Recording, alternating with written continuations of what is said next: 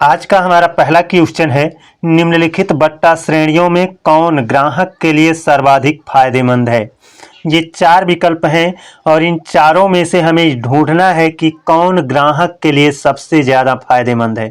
तो भाई साहब, ग्राहक जो होता है वो ज़्यादा बट्टा लेना चाहेगा और इसमें सबसे ज़्यादा बट्टा देखो पहले कहाँ पर मिल रहा है, यही मिल रहा है। अतः यही ग्राहक के लिए सबसे ज़्यादा फायदेमंद है। अगर दुकानदार की बात करें तो दुकानदार कम बट्टा देना चाहेगा, बट्टा मतलब छूट, कम छूट देना चाहेगा। तो सबसे कम छूट पहले वाले विकल्प में कौन सा है?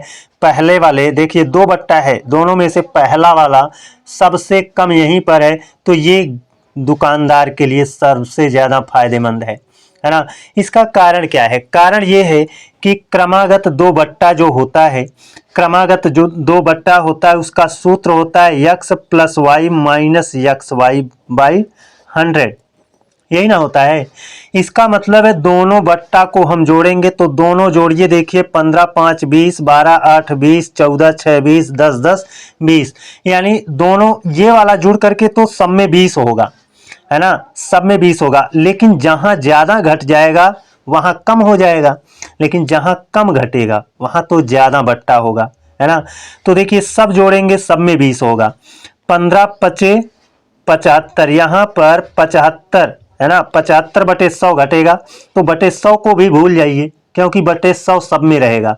तो इसमें 75 घटेगा, इसमें 12 अट्ठे 96 घटेगा, और इसमें 14 छक 84 घटेगा, और इसमें 10 दहाम में 100 घटेगा। कितना घटेगा? 100। तो सबसे कम जहां घटेगा, क्योंकि सबसे कम जहां पर घटेगा वही ग्राहक के लिए सबसे ज्यादा फायदेमंद होगा। तो सबसे कम यहीं पर घट रहा है, अर्थात 15 और 5 का जो दो क्रमिक बट्टा है यही ग्राहक के लिए सबसे ज्यादा फायदेमंद होगा। चलते हैं अगले क्वेश्चन पर। ये देखिए दूसरा क्वेश्चन है, इसमें कहा है कौन सा बट्टा दुकानदार के लिए फायदेमंद है। तो भाई दुकानदार कम देना चाहेगा, है ना, तो पहले आपका कम देगा, तो यहीं पर आपको दिख रहा है सबसे कम है ना। पहले कम देगा फिर बाद में क्या देगा? ज्यादा देगा। तो दुकानदार को सबसे फायदेमंद ये है। देखो सब में जोड़ करके 25 है, 12 13 25 है, 15 10 25 है, 5 20 25 है, और ये 20, और यहाँ 5 होना चाहिए, सॉरी यहाँ पर 5 होना चाहिए, है ना।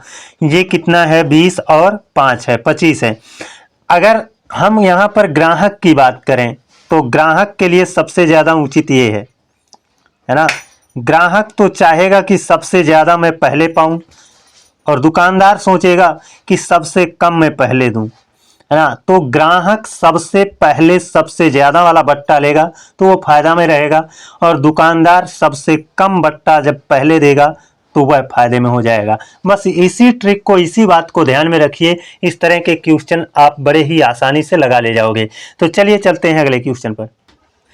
ये देखिए अपना अगला क्वेश्चन है, इसमें कहा है 22% की छूट के बाद एक वस्तु को 6,552 रुपये में बेचा जाता है, वस्तु का अंकित मूल्य क्या है। बहुत आसानी से लगेगा भाई, अंकित मूल्य जो होता है उसी पर छूट दिया जाता है। मान लिया अंकित मूल्य x है ना, उस पर 22% छोड़ देगा कोई व्यक्ति, तो जब अंकित मूल्य को देखो, ये भी अपने आप में 100% है, उस पर 22% छूट हो जाएगी तो 78% पर बेचेगा। 78% का मतलब 78 बटे 100, है ना, पर बेचेगा, और जब बेचेगा तो कितने में बिकेगा? देखो 22% की छूट दे देगा तब सामान बिक जाएगी, और कितने में बिकेगी? 6,552। ये 6,552, बस इसी को आप सॉल्व कर लीजिए। ये 78 बटे 100 जो है यहाँ से हटेगा, तो यहाँ आकर के 100 बटे कितना? 100 बटे 78 हो जाएगा, 100 बटे 78। बस इसको सॉल्व कर लीजिए। 13 छक 78, और ये 13 चौक के 52, 13 पच्चे 65 हो गया, जीरो लगाएंगे, 13 चौक के 52, क्योंकि दो अंक काटे हैं ना। फिर 6 से काट दीजिए, 6 अठे 48 हो जाएगा, और 2 बचेगा 24, 6 चौक के 24 हो जाएगा। ये हुआ 84, और ये आपका है 100। 84 और 100 का गुणा कर दोगे तो 8400 आ जाएगा। यही क्या है? करेक्ट आंसर है। ऑप्शन सी में आपको देखने को मिल रहा है। चलते हैं अगले क्वेश्चन पर।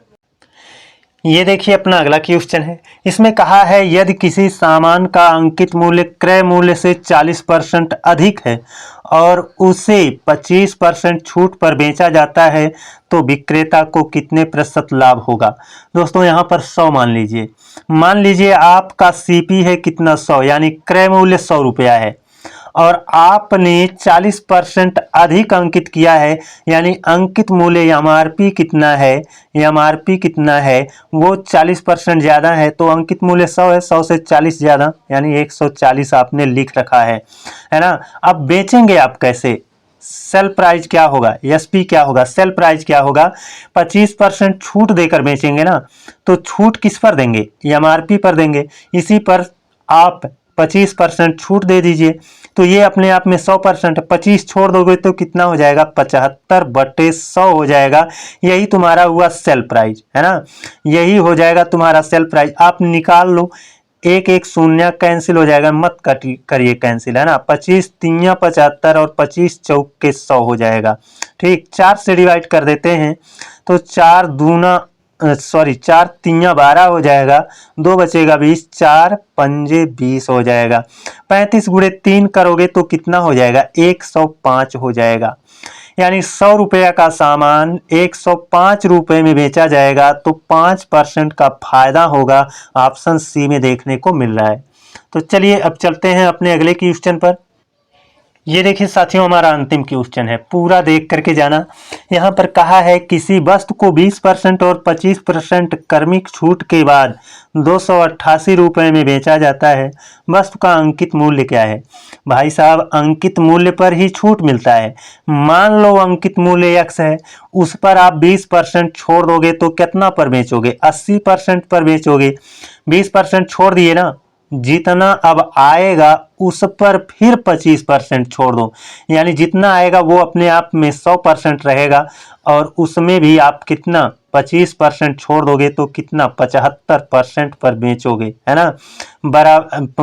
अब देखो, इतना हम 2 बार छूट दे दिए तब कितने में बिकेगा, 288 में, 288 में। बस इसे आप सॉल्व कर लीजिए। आपको तो पता है ये जो प्रतिशत है ना, हटाओगे तो बटे में 100 हो जाएगा। ये प्रतिशत है, हटाओगे तो बटे में यहाँ पर क्या हो जाएगा, 100 हो जाएगा। अब ये एक एक शून्य कैंसिल कर दो, 2 दूना 2 चौके 8 और 2 पंजे 10 हो जाएगा।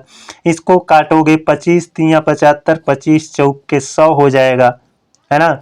और ये तो कट जाएगा, ऐसे कैंसिल हो जाएगा, है ना, 4 4 से कैंसिल हो जाएगा। अब इधर बचा, ऊपर में 3 है, नीचे में क्या है, 5 है। अगर मैं इधर से हटाता हूँ तो ये नीचे है 5, तो इधर जाएगा तो 5 ऊपर हो जाएगा, 3 नीचे हो जाएगा। 3 से इसे डिवाइड कर दो, 3 9 27, है ना, और 3 छक 18 और ये 96 है और ये 5 है, 96 और 5 का गुणा कर लो, 5 छक 30 हुआ और 5 9 45, 45 और 3 कितना हो जाएगा, 48, 480। क्या ऑप्शन में कहीं दिख रहा है, ऑप्शन ए में दिख रहा है। तो ऐसे क्वेश्चन को आप शॉर्ट में ऐसे ही लगाइए। तो हमारा वीडियो कैसा रहा आप कमेंट करके ज़रूर बताना। और दोस्तों, जिस भी स्टेट से आप हैं, कमेंट बॉक्स में अपने स्टेट का नाम लिख दिए करें। तो आज के लिए बस इतना ही।